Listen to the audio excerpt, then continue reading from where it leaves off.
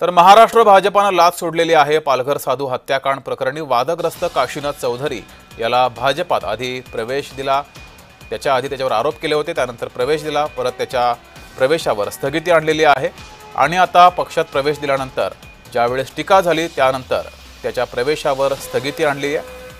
शरद पवार गटानं काशीनाथ चौधरी याच्या भाजप प्रवेशावर हल्लाबोल केला आहे।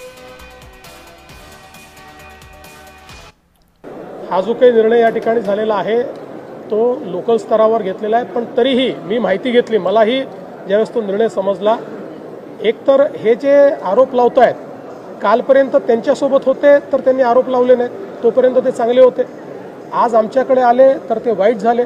पण आपल्याला माहिती आहे की याचं पूर्ण इन्व्हेस्टिगेशन झालेलं आहे आणि इन्व्हेस्टिगेशनमध्ये काय काय समोर आलेलं आहे ते देखील आपण बघितलेलं आहे। त्यामुळे मला स्थानिक लोकांनी सांगितलं की त्या सगळ्या गोष्टींचा त्या ठिकाणी आम्ही इन्फॉर्मेशन घेऊन त्याची माहिती घेऊनच हा निर्णय घेतलेला आहे।